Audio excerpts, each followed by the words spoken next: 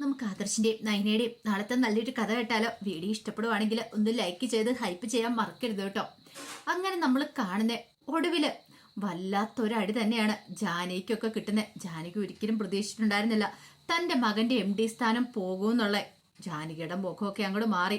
ആ സമയത്ത് അവന്തേക്ക് വല്ലാത്ത ടെൻഷനായി. ദൈവമേ, അനിയേട്ടന്റെ MD സ്ഥാനം പോയിട്ടുണ്ടെങ്കിൽ പിന്നെ തനിക്ക് എന്താ വിലയുള്ളത്? തന്റെ അനിയേട്ടനെ കൂടെ വിവാഹം കഴിയും എത്രയും പെട്ടെന്ന്.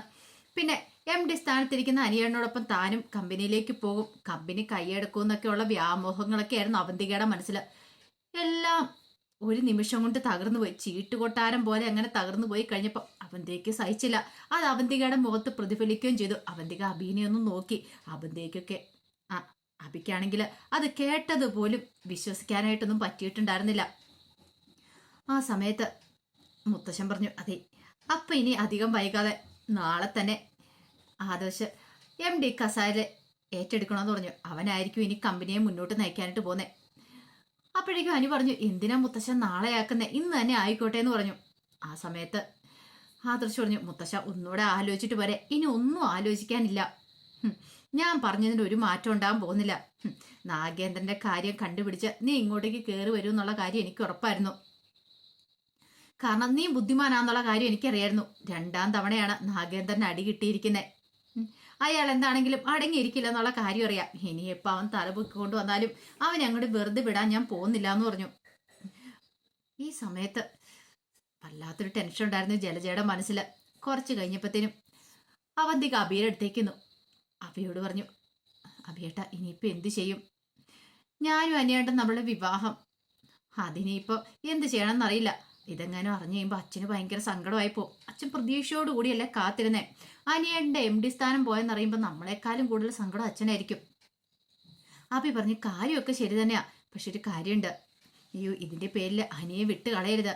കാരണം എന്താന്ന് വെച്ചാലേ, ഈ പറയുന്ന അനിയ കമ്പനിയുടെ പകുതി കാര്യങ്ങളൊക്കെ നോക്കാനായിട്ട് പോന്നേ. ആദർശേണ്ണ MD സ്ഥാനത്ത് കയറിയാലും കമ്പനിയുടെ പകുതി കാര്യങ്ങൾ മേൽനോട്ടം വയ്ക്കുന്ന അനിയായിരിക്കും. അവൻ എന്താണ് പകുതി കിട്ടുമെന്നുള്ള കാര്യം ഉറപ്പാ. അപ്പൊ വെറുതെ നീ വിട്ട് കളഞ്ഞിട്ടുണ്ടെങ്കിൽ അതും ബുദ്ധിമോശമായിരിക്കും. അങ്ങനെയൊന്നും ഞാൻ അനിയേട്ടനെ വിട്ട് കളയാൻ പോകുന്നില്ല. കാരണം അനിയേട്ടന്റെ സ്വഭാവത്തെക്കുറിച്ച് എനിക്ക് നന്നായിട്ടറിയാം. പക്ഷെ അനിയേട്ടന് ഇതിനായിട്ട് സമ്മതിച്ചിട്ടില്ലോ. നീ ധൈര്യമായിട്ടിരിക്കുക എന്ന് പറഞ്ഞു. അച്ഛനെ പോയി നമുക്ക് കാണാന്ന് പറഞ്ഞു. അങ്ങനെ രണ്ടുപേരും കൂടെ ജലജ അറിയാതെയാണ് നാഗേന്ദ്രനെ കാണാനായിട്ട് ചെല്ലുന്നേ. അങ്ങനെ ചെന്ന് നാഗേന്ദ്രനോട് അനിയുടെ സ്ഥാനം പോയെന്നുള്ള കാര്യങ്ങളൊക്കെ പറയാം. അത് കേട്ടപ്പോൾ നാഗേന്ദ്രൻ പറഞ്ഞു, ഇത് ഞാൻ പ്രതീക്ഷിച്ചിരുന്ന. ആദർശ് ആ വീട്ടിലേക്ക് തിരികെ കയറി വന്നിട്ടുണ്ടെങ്കിൽ അനിയുടെ സ്ഥാനം പോകുന്നുള്ളത്. മോളെ, നീ അതൊന്നും ഓർത്ത് പേടിക്കൊന്നും വേണ്ട. അല്ലച്ച, അത് പിന്നെ നീ വിഷമിക്കൊന്നും വേണ്ട. ആദർശനെ ആ സ്ഥാനത്ത് നിന്ന് ഇറക്കാനായിട്ട് നിന്നെ കൊണ്ട് സാധിക്കും. നീയും അനിയും തമ്മിലുള്ള വിവാഹം നടന്നാൽ മാത്രം മതി എന്ന് പറഞ്ഞു. പിന്നെ ഞാൻ പറയുന്ന പോലെ നീ അങ്ങോട്ട് അനുസരിച്ചാൽ മതി. അപ്പോഴേക്കും അഭി പറഞ്ഞു, ആദർശേട്ടൻ ആ സ്ഥാനത്തേക്ക് വന്നിട്ടുണ്ടെങ്കിൽ അറിയാലോ, ഇത്രയും കാലം പുറത്തു നിന്ന് കളിക്കുമായിരുന്നു, ഇനി അകത്ത് കയറി കളിക്കാൻ പോന്നെ. പോരാത്തതിന് മുത്തശ്ശന്റെ സപ്പോർട്ടും ഉണ്ടായിരിക്കും. നമ്മൾ ഉദ്ദേശിക്കുന്ന പോലെ അത്ര എളുപ്പമായിരിക്കില്ല എന്ന് പറഞ്ഞു. എനിക്കതൊക്കെ അറിയാടാ മോനെ. ഇവിടം വരെ ഞാൻ എത്തിയില്ലേ. ആ വീട്ടിൽ നിന്ന് നിന്റെ മുത്തശ്ശനെ അടിച്ചിറക്കണ സമയത്ത് ഒന്നുമില്ലാതെ ഞാൻ ഇറങ്ങിയത്. ഇത് കേട്ടപ്പം അഭി പറഞ്ഞു, പിന്നെ അച്ഛാ ഒരു കാര്യമുണ്ട്. അമ്മ ഒരു കാര്യം പറഞ്ഞിട്ടുണ്ട്, ഒരു കാരണവശാലും അച്ഛനെ പോയി കാണലെന്ന്. അച്ഛനെ കണ്ടെന്നെങ്ങാനും പറഞ്ഞാൽ പിന്നെ അതോടുകൂടി തീർന്നു. ഞങ്ങളെ അമ്മ അവിടുന്ന് വേണേ അടിച്ചിറക്കി വിടും. അമ്മയ്ക്ക് അത്ര ദേഷ്യം അച്ഛനോട്. എടാ മോനെ, നിന്റെ അമ്മയുടെ സ്വഭാവം എല്ലാരേക്കാളും കൂടുതലായിട്ട് ഞാൻ മനസ്സിലാക്കിയിട്ടുണ്ട്. അവൾക്ക് വേണ്ടി ജീവിതം ഹോമിച്ചവനാ ഞാന്. എന്നിട്ടാണ് അവൾ ഈ പറയുന്നത്. അവളുടെ സ്വഭാവത്തെക്കുറിച്ച് എനിക്ക് നന്നായിട്ടറിയാം. ഈ സമയത്ത് അവന്തേക്ക് പറഞ്ഞു, കാര്യമൊക്കെ ശരിയായിരിക്കും അച്ഛാ, പക്ഷെ അമ്മയ്ക്ക് എന്താ അച്ഛനോട് ഇത്രയ്ക്ക് ദേഷ്യം?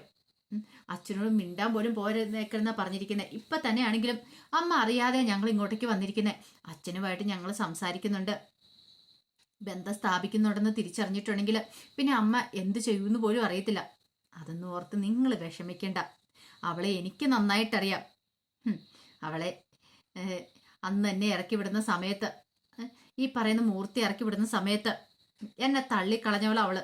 അന്ന് എനിക്ക് പണവും പ്രതാപവും ഒന്നും ഉണ്ടായിരുന്നല്ലോ. പക്ഷെ ഇന്നത്തെ എൻ്റെ സ്ഥിതി അങ്ങനെയല്ലോ എന്ന് പറഞ്ഞു. അല്ലച്ചാ, ഇനി അമ്മ അച്ഛനെ കാണാൻ എങ്ങനെയും വരുമോ? നമുക്ക് നോക്കാം. എന്താണെങ്കിലും ഞാൻ മനസ്സിൽ വിചാരിച്ചിരിക്കുന്ന കാര്യങ്ങളൊന്നും ഇന്ന് വരെ തെറ്റിയിട്ടില്ലെന്ന് പറഞ്ഞു. ഇതേ സമയത്ത് ആദർശിന്റെ നയനയുടെ അടുത്തേക്ക് ദേവേന ഇന്നു. എന്നിട്ട് പറഞ്ഞു, എന്തായാലും കൊള്ളാട്ടോ രണ്ടുപേരും. ഇന്നലെ ഒന്ന് ഫോൺ വിളിച്ചിട്ട് പോലും പറഞ്ഞില്ലല്ലോ. ഇങ്ങോട്ടേക്ക് വരുന്നതിനെ കുറിച്ച്. അത് പിന്നെ എല്ലാവർക്കും സർപ്രൈസ് ആയിക്കോട്ടെ എന്ന് വിചാരിച്ചു. ഇത് ചെറിയ ചെറിയ സർപ്രൈസ് ഒന്നുമല്ല, നല്ല വലിയ സർപ്രൈസ് ആയിപ്പോയി. മോളെ, നിന്റെ മുത്തശ്ശനോടൊപ്പം ചേർന്ന് നീ ഞങ്ങളെ പറ്റിക്കുമായിരുന്നല്ലേ? അത് പിന്നെ അമ്മേ, കുറച്ചു നാൾ മുമ്പ് മാത്രം ഈ കാര്യങ്ങളൊക്കെ ഞാൻ അറിഞ്ഞത്. മുത്തശ്ശന്റെ മനസ്സിലിരിപ്പ് എന്താന്ന് പിന്നെ ആരോടും മുത്തശ്ശൻ പറയില്ലെന്ന് പറഞ്ഞുകൊണ്ട് മാത്രം ഞാൻ അതിനെക്കുറിച്ചൊന്നും പറയാതിരുന്നേ. സാരമില്ല, ഇപ്പോഴെങ്കിലും നിങ്ങൾ ഇങ്ങോട്ടേക്ക് വന്നല്ലോ, എനിക്ക് സമാധാനമായി. എനിക്ക് നല്ല ടെൻഷൻ ഉണ്ടായിരുന്നു നിങ്ങളുടെ കാര്യം ഓർത്തിട്ട്. ഇന്നൊരു VIP ഇവിടെ വരുവാന്ന് പറഞ്ഞു കഴിഞ്ഞപ്പോൾ ഞാൻ അച്ഛനോട് പറഞ്ഞാൽ നിങ്ങളെ ഇവിടേക്ക് ക്ഷണിക്കാനായിട്ട്. പക്ഷെ അച്ഛൻ അപ്പോഴും എതിർത്ത് നിൽക്കുകയോ ചെയ്തേ. പക്ഷെ നിങ്ങളാന്ന് അറിഞ്ഞു കഴിഞ്ഞപ്പോൾ ഉണ്ടല്ലോ, അപ്പോഴേക്കും ആദർശ് പറഞ്ഞു, അതെ അമ്മേ, മുത്തശ്ശന്റെ സ്വഭാവം അമ്മ ഇതിലായിട്ടും മനസ്സിലാക്കിയിട്ടില്ലേ? ഇത്രയും നാളായില്ലേ ഇവിടെ. അത് കേട്ടപ്പോൾ ദേവേനെ പറഞ്ഞു, അത് ശരിയാ, ഞാൻ അച്ഛനെ തെറ്റിദ്ധരിച്ചു, പക്ഷെ ഇപ്പോഴെനിക്ക് മനസ്സിലായെന്ന് പറഞ്ഞു. കുറച്ചു നേരം കഴിഞ്ഞ് കഴിയുമ്പോഴത്തേനും ആദർശം മുത്തശ്ശൻ്റെ അടുത്തേക്ക് വന്നു. മുത്തശ്ശൻ പറഞ്ഞു, എന്താണെങ്കിലും നീ ഇവിടെ വന്ന് കയറിയ കാര്യങ്ങളൊക്കെ നാഗേന്ദ്രൻ അറിഞ്ഞു കാണും. അയാൾക്ക് രണ്ടാം വട്ടമല്ലേ തോൽവി കിട്ടിയിരിക്കുന്നത്. അയാൾ അടങ്ങിയിരിക്കാൻ പോകുന്നില്ല, എന്തെങ്കിലും തന്ത്രമായിട്ട് വരും. ആദർശ് പറഞ്ഞു, ആ കാര്യത്തിലൊന്നും എനിക്ക് പേടിയില്ല മുത്തശ്ശ, എന്ത് തന്ത്രം വേണം പ്രയോഗിച്ചോട്ടെ. ഇത് കേട്ടപ്പോൾ മുത്തശ്ശൻ പറഞ്ഞു, അത് മാത്രമല്ല, അയാൾ എങ്ങനെ ഇവിടം വരെ എത്തിയെന്ന് അറിയാലോ. കള്ളക്കടത്ത് സ്വർണവും കാര്യങ്ങളൊക്കെ ആയിട്ട് നേരാൻ വഴിയൊന്നും അല്ല. നമ്മളെപ്പോലെ അല്ല, നമ്മൾ നേരെ വാ നേരെ പോന്നുള്ള രീതിയിലാണ് മുന്നോട്ട് പോയിക്കൊണ്ടിരുന്നത്. ഇനി അങ്ങനെ തന്നെ വേണം. ആദർശ് പറഞ്ഞു, അത് പിന്നെ പ്രത്യേകിച്ച് പറയേണ്ട കാര്യമുണ്ടോ? എടാ മോനെ, തിരിച്ച് നീ MD കസേര കയറി കഴിഞ്ഞാലും നിനക്ക് ഒത്തിരി വെല്ലുവിളികൾ നേരിടേണ്ടതായിട്ട് വരും. കാരണം ഈ പറയുന്ന ജ്വല്ലറിക്കാര്, ഇപ്പൊ ജ്വല്ലറിക്കാരുടെ MD അയാളാന്നുള്ള കാര്യം മനസ്സിലായല്ലോ. ഏത് വിധേനയെങ്കിലും തകർക്കാനായിട്ട് ശ്രമിച്ചുകൊണ്ടിരിക്കും. അതിനെയൊക്കെ നമ്മൾ പ്രതിരോധിച്ചുകൊണ്ടിരിക്കണം. അത് മാത്രമല്ല, ഈ പറയുന്ന അബിക്കൊക്കെ അയാളുമായിട്ട് വല്ല കണക്ഷൻ ഉണ്ടോ എന്നുള്ള കാര്യങ്ങളൊക്കെ അറിയണം. ആദർശ് പറഞ്ഞ, ആ കാര്യങ്ങളൊക്കെ ഞാൻ നോക്കിയോളാം വെച്ചാൽ, പിന്നെ എത്രയും പെട്ടെന്ന് തന്നെ അനിയുടെ അവന്തികയുടെ എൻഗേജ്മെന്റും കാര്യങ്ങളും നടത്തണം. അപ്പോഴേക്കും ആദർശ് പറഞ്ഞു, അതിന് അനിയന് ഇതുവരെയായിട്ട് സംഭവിച്ചിട്ടില്ലല്ലോ. അവന്റെ സമ്മതം നോക്കിക്കൊണ്ടിരുന്നിട്ടുണ്ടെങ്കിൽ എൻഗേജ്മെന്റ് നടക്കാൻ പോകുന്നില്ല. അതൊക്കെ നമ്മൾ വേണ്ട പോലെ തന്നെ കാര്യങ്ങളൊക്കെ കൈകാര്യം ചെയ്യണം. നീ അവനോടൊന്ന് സംസാരിക്കണം. ഇനി ഇത് നീട്ടിക്കൊണ്ടു പോയിട്ട് കാര്യമില്ല എന്ന് പറഞ്ഞു. ഈ സമയത്ത് എനിക്ക് ഭയങ്കര സന്തോഷമായിരുന്നു. അനി നന്ദുവിനെ കാണാനായിട്ട് പോകുന്നുണ്ട്. നന്ദുവിനെ പോയി കണ്ടിട്ട് നന്ദുവിനോട് കാര്യങ്ങളൊക്കെ പറയണം. ആദർശേണ്ടും നയനടുത്തേയും വീട്ടിലേക്ക് തിരികെ വന്നെന്ന്. അത് കേട്ടപ്പോൾ നന്ദുവിന് അത്ഭുതമായിരുന്നു. സത്യമാണ് അനി നീ പറയണേ, പിന്നല്ലാതെ. അതെ, എൻ്റെ മുത്തശ്ശൻ്റെ ഒരു തന്ത്രങ്ങളായിരുന്നല്ലോ ഇതെല്ലാം. നന്ദു പറഞ്ഞു, ഇപ്പോഴൊരു സമാധാനമായത്. ഇനിയിപ്പൊ പേടിക്കണ്ടല്ലോ. അത് പേടിക്കണ്ട, പക്ഷെ ഒരു കാര്യമുണ്ട്, എൻ്റെ എൻഗേജ്മെന്റ് നടത്താനായിട്ട് അവരെല്ലാം ഒരുങ്ങിയിരിക്കുക. ഒരു കാരണവശാലും അത് നടത്താനായിട്ട് പാടില്ല. നന്ദു, ഞാൻ നിന്നോട് പറഞ്ഞല്ലോ, ഇനിയിപ്പോൾ എനിക്കൊന്നും നോക്കാനില്ല. MD കസേരയിൽ ആദർശേട്ടൻ കയറിയിരുന്നോളും, ആദർശേട്ടൻ നോക്കിക്കോളും. ഇനി എല്ലാവരും കൂടെ എൻ്റെ വിവാഹം അവന്തികയായിട്ട് നടത്താൻ നോക്കുവാണെങ്കിൽ ഞാനൊരു കാര്യം കൂടി ചെയ്യും. നിന്നെ വിളിച്ചോണ്ട് ഞാൻ ഇവിടുന്ന് പോകുമെന്ന് പറഞ്ഞു. എങ്ങോട്ട്? അതൊന്നും ഞാൻ തീരുമാനിച്ചിട്ടില്ല. അനി അങ്ങനൊന്നും പറയരുത്. എൻ്റെ അച്ഛനും അമ്മയും ധിക്കരിച്ച്. എടി, അതും പറഞ്ഞുകൊണ്ടിരുന്നിട്ടുണ്ടെങ്കിലേ എനിക്ക് നിന്നെ നഷ്ടമാവും, അറിയാലോ. അവന്തിയുടെ കഴുത്ത് ഞാൻ താരി ആർത്തേണ്ട വരും. ഞാൻ ഈ വീട്ടിൽ നിന്നിട്ടുണ്ടെങ്കിൽ പിന്നെ മുത്തച്ഛനയ്ക്ക് ഉറപ്പായിട്ടും അവന്തികയുമായിട്ട് എൻ്റെ എൻഗേജ്മെന്റ് നടത്തും. പക്ഷെ ആ എൻഗേജ്മെന്റ് ദിവസം ഞാൻ അവിടെ കാണത്തില്ല. ഞാൻ അവരുടെ സമ്മതമല്ലെന്ന് ആദ്യമേ പറഞ്ഞിട്ടുണ്ട്. നീ എന്നെ സഹായിക്കാതെ പറ്റില്ല എന്ന് പറഞ്ഞു. അത് കേട്ടപ്പോൾ നന്ദുവിന് ആകപ്പാടെ ടെൻഷനായി. എന്ത് ചെയ്യണമെന്ന് അറിയില്ല. നന്ദു പറഞ്ഞു, അനി നീ ഇങ്ങനെയൊന്നും പറയരുത്. എങ്ങനെ പറയരുത്? ഇത്രയും കാലം കാത്തിരുന്നില്ലേ, ഇനി എന്നെ കൊണ്ട് പറ്റില്ല എന്ന് പറഞ്ഞു. അല്ല, അനാമികയായിട്ടുള്ള ഡിവോഴ്സ് പോലും നിന്റെ കഴിഞ്ഞിട്ടില്ലോ.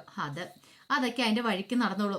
എന്താണെങ്കിലും എൻഗേജ്മെന്റ് അത് നടക്കാനായിട്ടൊന്നും പോകുന്നില്ലെന്ന് അനി ഉറപ്പ് കൊടുത്തു.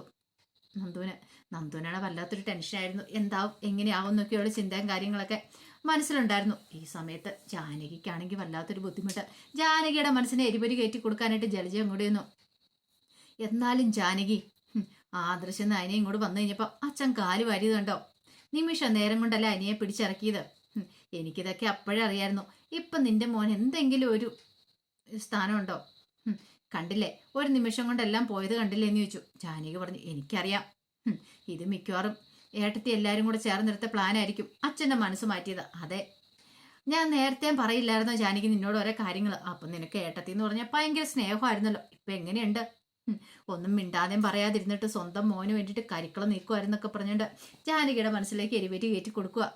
എന്നിട്ട് പറഞ്ഞു, എത്രയും പെട്ടെന്ന് അവന്തികയുടെ അനിയുടെ എൻഗേജ്മെന്റും കാര്യങ്ങളൊക്കെ നടക്കണം. ഇനി ഇതും കൂടെ നീട്ടിക്കൊണ്ടു പോകാൻ പാടില്ല. കാരണം നയന വന്നിട്ടുണ്ട്.